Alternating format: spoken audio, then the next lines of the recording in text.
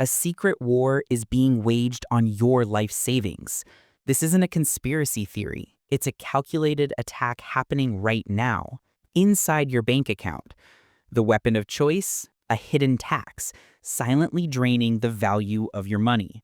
For decades, Dr. Ron Paul has been sounding the alarm, exposing the unelected institution behind it all, the Federal Reserve. He argues the Fed's power to print money isn't for stability, it's a deliberate mechanism that enriches the political elite at your expense. So how does this enemy, hiding in plain sight, get away with it? It all starts with what the Fed truly is. To grasp what's happening, you first have to understand the entity waging this war, the Federal Reserve, or the Fed. Most people think it's a government agency, maybe a part of the US Treasury, but the truth is it's not that simple. The Fed was created over a century ago, and from the beginning, Ron Paul has argued that it's a fundamentally un-American institution. In his view, the Fed operates like a cartel of powerful banking interests handed a government-approved monopoly over our nation's money. Think about that for a second. An entity with the power to create money from thin air with almost no real oversight from the people or their elected officials. Ron Paul has stated that the real evil comes from our fiat money, a currency not backed by a physical commodity like gold or silver. This system, he contends, allows a small group of central planners to manipulate the entire economy. For years, Dr. Paul has pointed to the Fed's secrecy as a core threat to our democracy. Proponents will tell you its independence is a good thing, that it stops politicians from messing with monetary policy for short-term political gain. But Paul sees it differently. He argues this independence has created a self-serving oligarchy that answers to no one. This is the institution at the heart of the financial crisis, an institution that, according to Ron Paul, was built not for public service, but for the benefit of the powerful. So how does the Fed wage this war on your savings? Its main weapon is something we all feel, but few really get: inflation. We're told that inflation is just a natural part of the economy, that prices just go up. But that's not the whole story. Ron Paul, drawing from the Austrian School of Economics, explains that rising prices aren't inflation. They're the symptom of inflation. True inflation is the expansion of the money supply. Imagine you have a pot of rich, flavorful soup. Now what if someone secretly poured a gallon of water into it? The soup is now diluted. Each spoonful is less satisfying, less valuable. That's exactly what the Fed does to our money.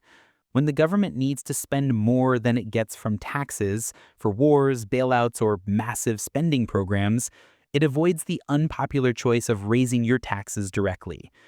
Instead, the Fed just creates new money out of thin air to cover the government's debt. As Dr. Paul has argued for years, this is the most sneaky tax of all. Every new dollar printed dilutes the value of the dollars already out there, the dollars in your wallet, your checking account, and your retirement fund. For the 12 months ending in August of 2025, the annual inflation rate was 2.9%. While that number might not sound huge, it's a constant corrosive force. Over the last year, food prices have gone up about 3.2%, and shelter costs have risen 3.6%. This isn't an accident. Ron Paul says it's the direct result of monetary policy.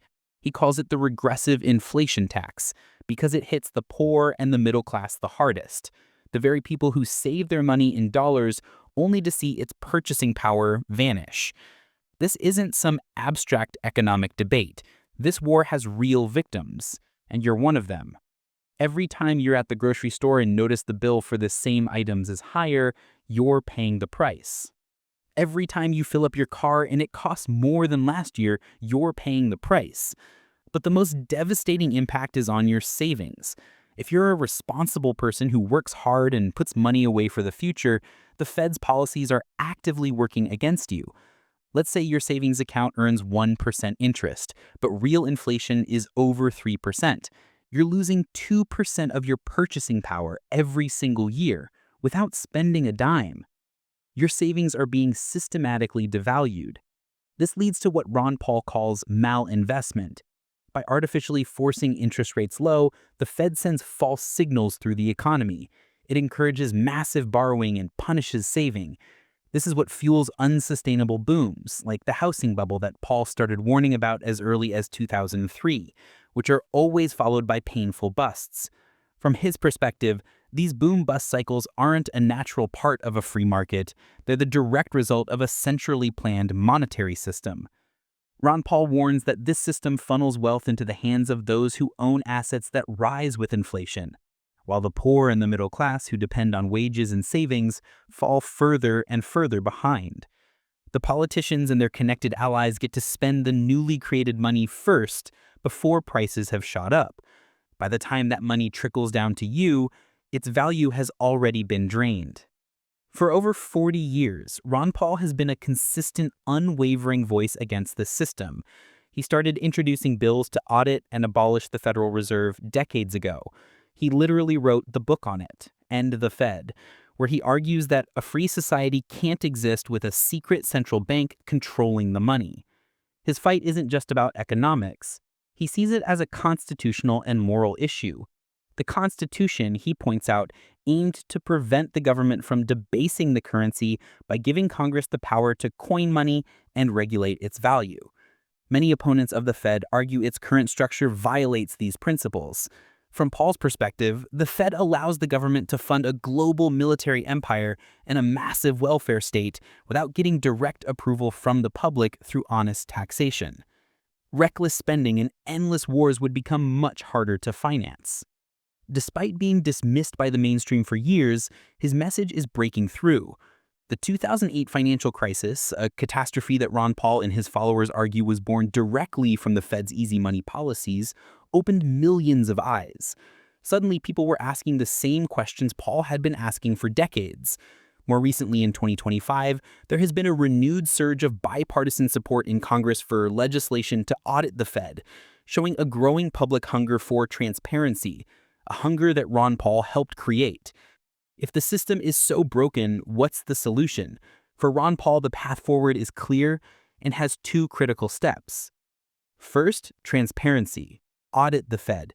For decades, the Fed has made monumental decisions affecting every American behind a veil of secrecy.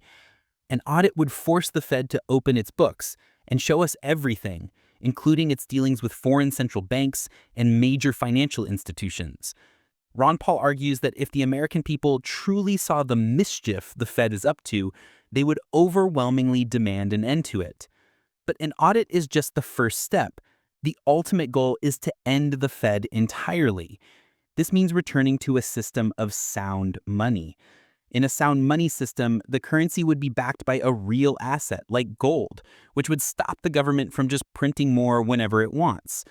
Interest rates would no longer be set by a committee of planners. They'd be determined by the free market, by the actual supply and demand of savings and credit. This would bring honest price signals back to the economy, prevent the destructive boom and bust cycles, and most importantly, protect the value of your savings. Without the Fed's printing press, the government would be forced to be fiscally responsible.